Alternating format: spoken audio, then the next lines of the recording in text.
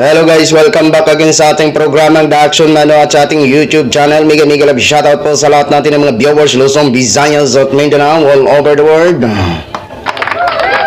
Muli naman po tayo nagbabalik sa ating panibagong video. Pero bago po tayo pumunta sa pinaka-main topic natin, ayan, i-shoutout ko muna ang ating isa sa mga followers o taga-subaybay ng ating programang The Action Man. Magmula naman sa Dumaguete, walang iba kung hindi si Sir Samuel Simara Jess. Ayan, mega love shoutout po sa inyo, sir. Thank you so much po sa inyong pakikinig dyan sa Dumaguete. And shoutout na rin sa iyong pamilya and advance happy New Year. So ito ho mga ka-action, mga kakamping, no? Kahapon nga po sa live natin, sinabi ng isang vlogger na inanunsyo na daw di umano ni dating Pangulong Duterte na magiging presidente na daw. Ito si Vice President Sara Duterte. Okay? O, yun yung sabi ng isang vlogger, ha? At hindi lang po isa, maging si Kap Dado, sinabi niya rin na next year, by January, end of January, presidente na daw si Inday Sara. O, yan po, dalawang vlogger ang napakinggan natin na sinabi nila. Okay? So, dito ho, mga ka-action, mga kakamping, no? May naging mensahe si dating Pangulong Duterte at ito ho ay makahulugan pero i-analyze po natin kung ano bang klaseng gusto niya ipahiwatig dito sa kanyang naging mensahe. Kasi nabanggit ho dito na sa pangatlong pagkakataon presidente na si Inday. Okay? Ay, yan po ha, babasahin po natin mamaya. Okay?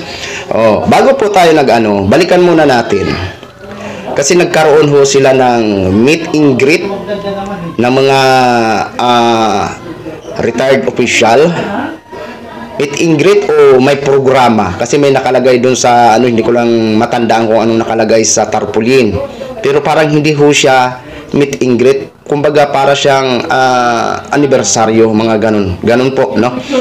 Pero hindi ho tayo mag-worry dyan.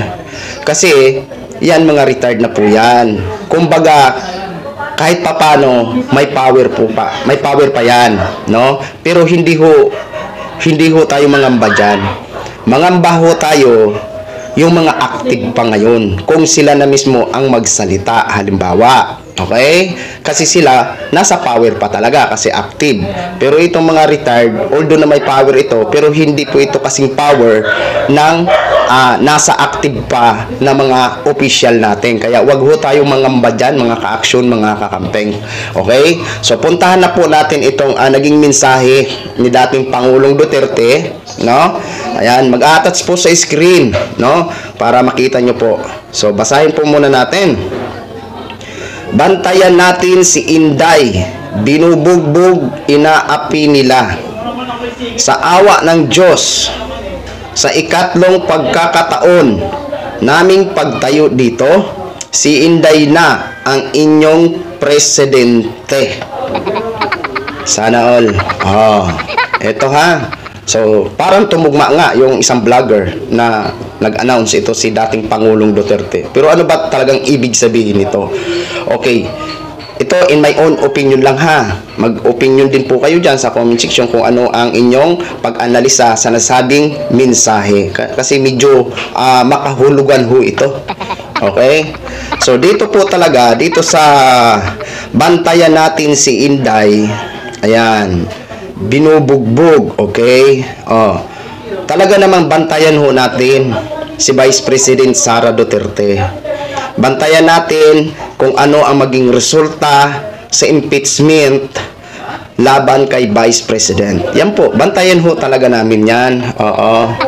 Aside na may impeachment na kinakaharap si Vice President, nalink pa ito, no? May isa nalink pa ito, di umano, okay? Hindi ko nabanggitin. So, bantayan ho natin si Inday Sara talaga sa impeachment at iba pang mga issue. Okay? So, dito kasi sa inaapi nila sa awa ng Diyos, hindi naman po yan inaapi dating Pangulong Duterte. Sa totoo lang. Kung ang ibig mong sabihin dahil iniimbestigahan si Vice President yung anak nyo, kung para sa iyo inaapi, okay, ano mo po 'yan? Kumbaga pakiramdam mo po 'yun, inaapi.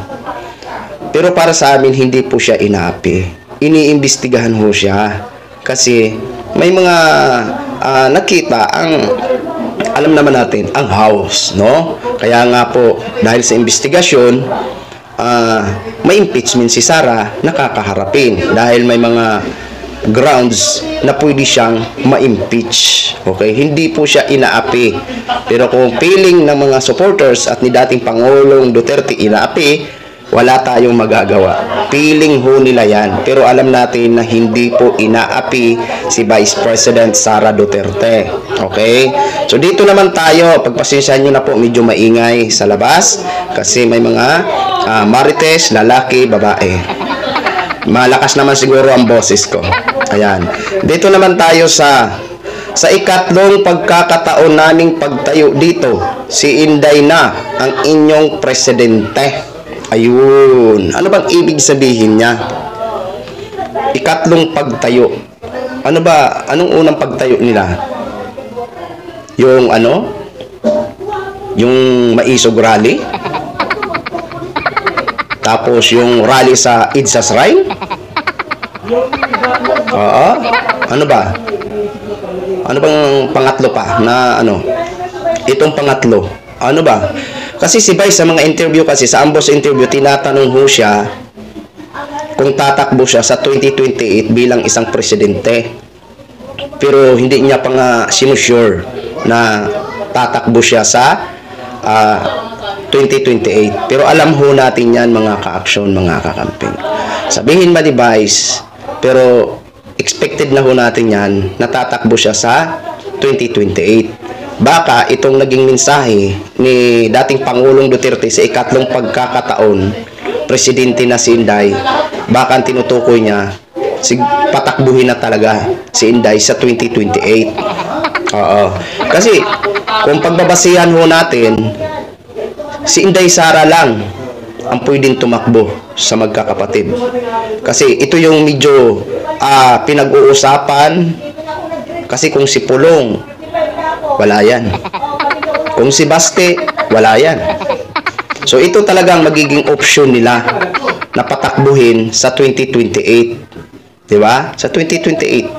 So, pero hindi ko alam ha. Basta yan lang ang naging opinion ko. Ang naging psycho ko dito sa naging mensahe. Baka sa 2028. Pero ganun pa man, is maging ano lang ho tayo. Makiramdam sa mga susunod na mga balita. Okay?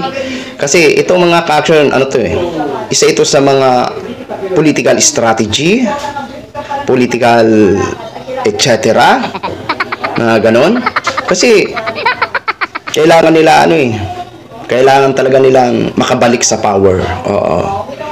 Kaya kung makabalik si Inday Sara, halimbawa kung maging presidente yan sa 2028, itong mga issue sa confidential fund, sa ICC, mawawala po yan. Oo. Kaya kailangan ho talaga nila makabalik sa power. Ang tanong, makabalik pa kaya sila sa power? Mahal pa kaya sila ng maraming Pilipino? Di ba? Nasa atin po yan, mga ka-action, mga kakamping, kasi taong bayan naman talaga ang huhusga dyan sa botohan. Okay? Kasi pag maging presidente yan, ay hayahay, yung sino bang makikinabang? O yung mga nakaano ngayon, yung kaibigan nila na si Kibuloy. Di ba? O mayu-useless lang po ang mga pinaghirapan ni Senadora Riza Hontiveros. Pero tingnan natin. Kasi kung halimbawa nga tatlo sila maglaban-laban, halimbawa lang si Romualdez, si Atty. Lainey, si Vice President Sara, o gawin na nating apat, si Rapi Tulfo halimbawa, yan sila. Alam nyo, dalawa lang ang pwede mag-anuhan dyan. Kung wala lang, hokus-pokus na mangyari, or walang dayaan na mangyayari sa 2028, dalawa lang ang pwedeng magbilangan dyan. Si Rapi Tulfo at si Atty. Leni Robredo. Diba? Alangan ba naman ibubuto pa ng mga loyalista si Inday Sara? Diba? Oh. Although na may bubuto man sa kay Romualdez Salibawa kung tatakbo, pero hindi lahat ng loyalista. Mas marami pa ang bubuto ng mga loyalista kay Atty. Leni Robredo. Although na may bubuto din kay Rapi Tulfo ng mga loyalista, pero mas lamang pa rin ang boto ng loyalista. Mas marami pa rin ang pipili ng mga loyalista kay Atty. Leni Robredo. Di ba? Yun lang po ang analysisyon ko. Okay? So, yan. Mga ka-action, mga kakamping. Bantayan po natin. Gaya ng sabi ni dating Pangulong Duterte, bantayan po natin si Vice President Sara. Bantayan natin kung ano ang kahinatnan ng impeachment dito kay Sara at doon sa di umano na link siya sa isang issue. Yun. Bantayan po natin. Okay? Di umano pa lang yun ha, di umano. Okay? Klarong-klaro po yan. Baka kasi ano naman ang isipin ng mga DDS vlogger. Sabi naman, pinagbintangan naman. Once na ginamit ang di umano, alam nyo na yan. Okay? So, yun lang po mga ka-action, mga kakampeng, gin-share ko lang ho sa inyo. Ayan, maraming salamat po sa ating mga viewers, Luzon, Visayas at Mindanao, all over the world. Ako po ang inyong lingkod, sila Action Man. Have a good day, everyone.